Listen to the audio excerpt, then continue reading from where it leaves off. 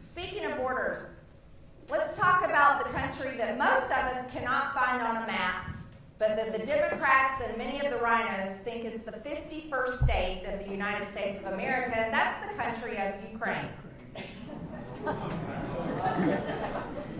Now, do we have a heart for any country that is under attack? Of course we do.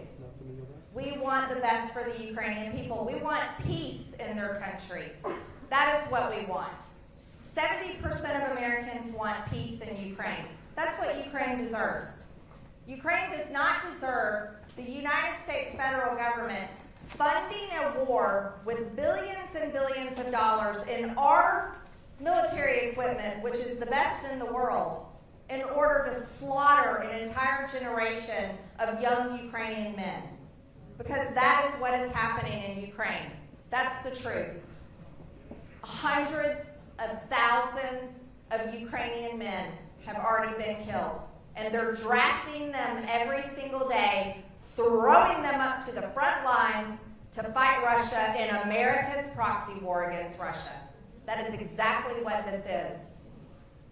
That is what they're forcing you to pay for. And I know you. No one in America, very few people, I would say, agree with this.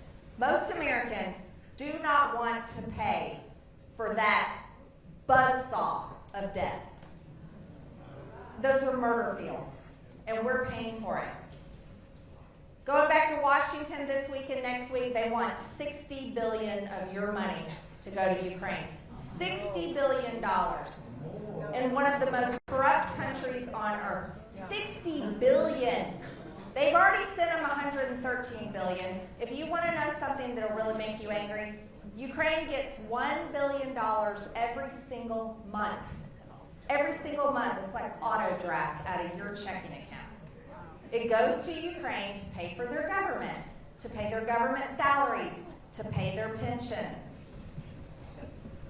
Every month, $1 billion. Can you imagine what we could do in Georgia's 14th district for $1 billion every month? Now they send it to Ukraine. And they want to keep sending it to Ukraine. So much so that I think, and I've heard this whispered in different meetings, they would love to send our uncles, our cousins, and our sons to that battlefield in Ukraine. And I will tell you, over my dead body, will they do that?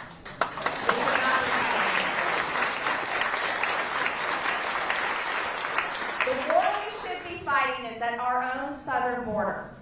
That is the war. If we're going to fight a war, we should be fighting the cartels. That is who is invading our country. That is who is attacking our people.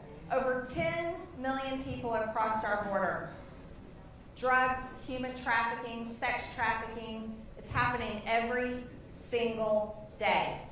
But they think, Mike Johnson says his top priority is to fund Ukraine. Top priority. No, the American people's agenda is peace for Ukraine, fight for our border. That's what our agenda is. And I would argue that families like Laken Riley's family and other families who have lost loved ones to illegal alien murder and crime and fentanyl overdoses, they agree with that. Our border is the border that matters. Yeah. Yep. Speaking of borders, I'm going to say this, I'm not going to